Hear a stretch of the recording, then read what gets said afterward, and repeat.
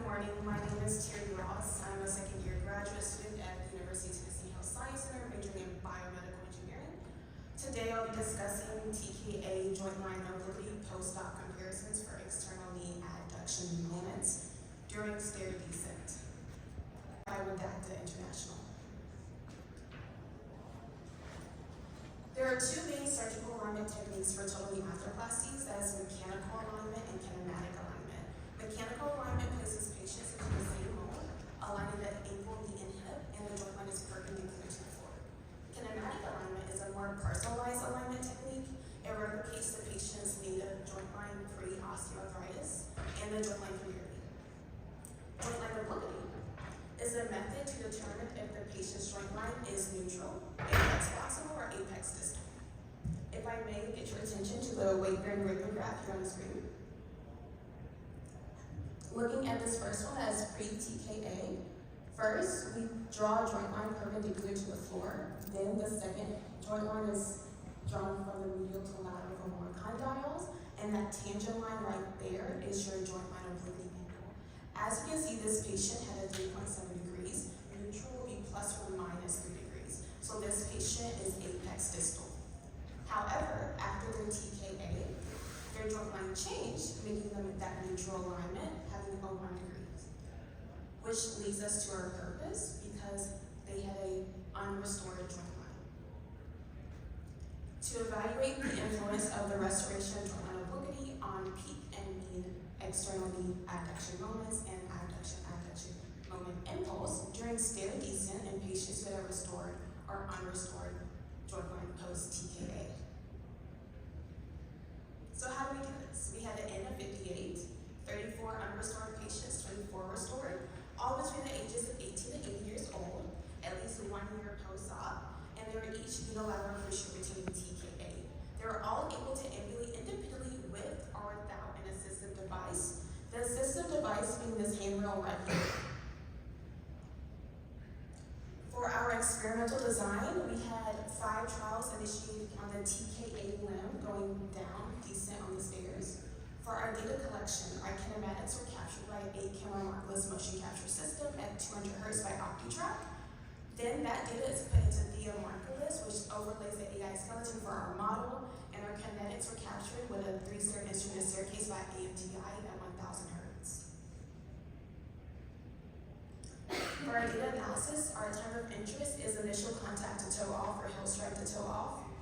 We calculated internal knee abduction moments in visual 3D by Hass motion. However, I would like to mention that internal knee abduction moments are equal and opposite to external knee adduction moments.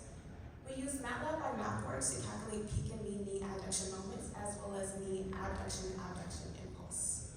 And for our statistical analysis, we use an independent separate test to compare the unrestored and restored groups. So our results. For peak knee adduction moments, I would first like to orient you with the graph.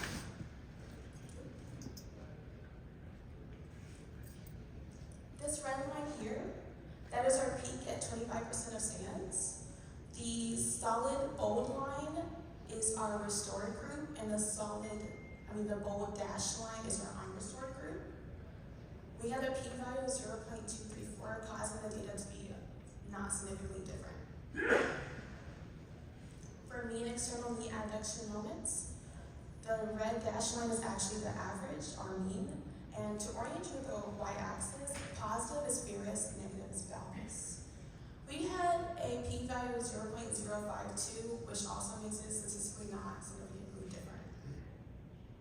And for adduction impulse results, this red line here is the area under the curve, which is our moment force time curve. We had a p-value of 0.172, causing us to not have statistical significant differences. To discuss this, there were no differences observed between joint line obliquity groups that restored versus unrestored. Some limitations we had, we did not control for implant design between groups, nor did we control for MAK techniques as they were both in restored and unrestored groups. In conclusion, differences between surgical alignment techniques potentially are more complex than the restoration of joint line alone, Potentially, soft tissue differences between the techniques and implant design create more variability in our data set. These are my references. I would like to thank ISTA and Dr. Mahalko. Thank you so much. Any questions?